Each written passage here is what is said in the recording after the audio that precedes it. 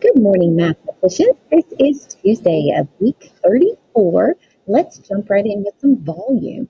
Now, we're taking a look at this bottom layer first. And remember what we talked about yesterday? We do have to account for these to be supported. There has to be some cubes underneath them, right? So really, we have a length here of 4, and we have a width of 2. So I know on this bottom layer, I have 8 cubes, right? Now, when I look at this top layer, I can count on the top and I can see that there are 4 cubes on the top, right? I could also multiply 2 times 2 to get that, but that tells me that in all, I do have 12 inches cubed. That is the answer to our first question. Now let's take a look at some multiplying. First of all, let's remember that 5 divided by 1/3 is really asking us how many groups of 1/3 could we get from 5? We found some different patterns that we could use to solve this. And one of them was this. We could actually multiply 5 times 3, which would be 15. So the answer to this is 15. Now, alternatively, if I have 1/3 being divided by 5, I can also multiply it by the opposite, which is 1/5, right? Some of us have seen, especially with videos online, we've got keep, change, flip. And if we do it that way, we find that our answer is 1/15. That is for these I questions. Now I'm going to switch. I'm going to use a different color to think about this. If I have 3 and I'm breaking it into 1/4 portions, we are going to have 3 times 4. That's going to give us 12, right? Now, alternatively, if I have 1/4 and I want to divide it by 3, that is also like multiplying by 1/3. That is going to give us 1/12, right? Okay, now let's do our very last one.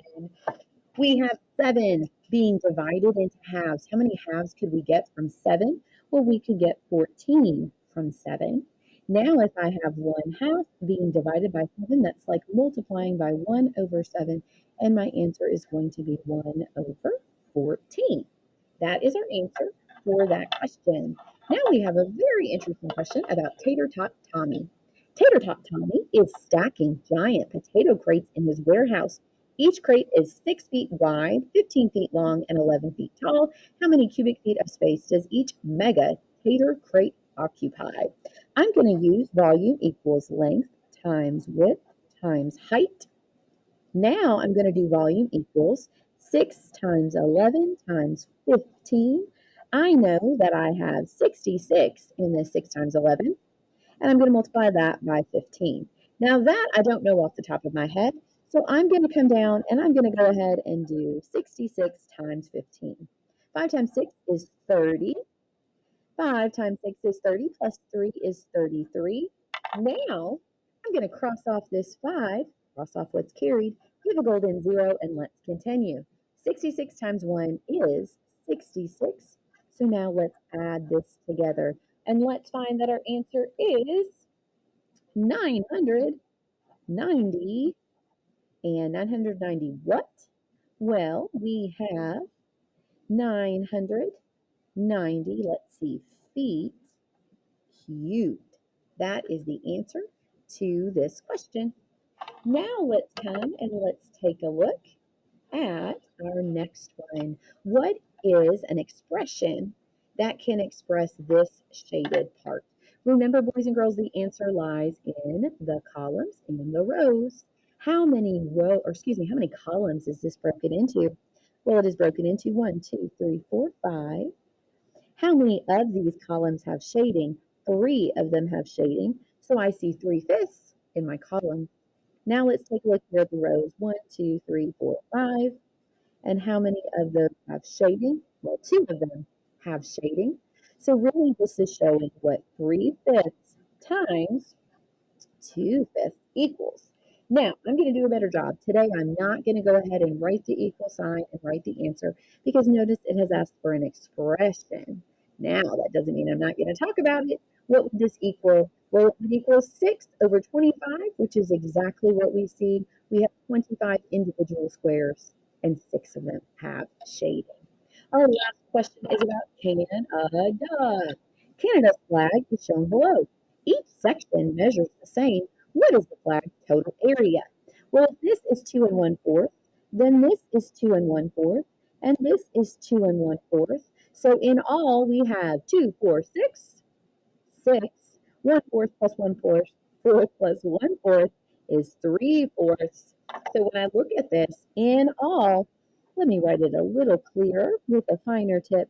Here we have 6 3/4 times 5.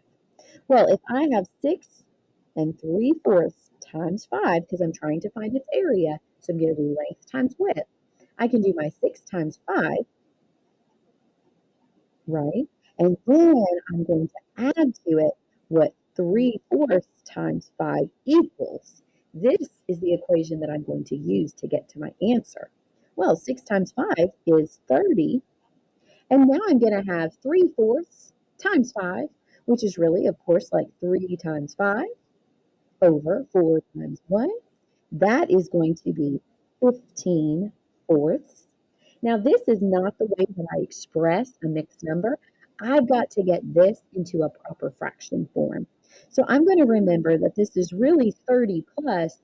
What does 15/4 equal? Well, 4 goes into 15 three times with 3 left over, and my denominator stays the same. So my answer is actually 33 3/4. And remember, this is area, so that answer is going to be meters, since that's what I was told here, and that is meters squared. Now I'm going to box that, and I'm going to slide it over so you can make sure you do all the parts of our answer.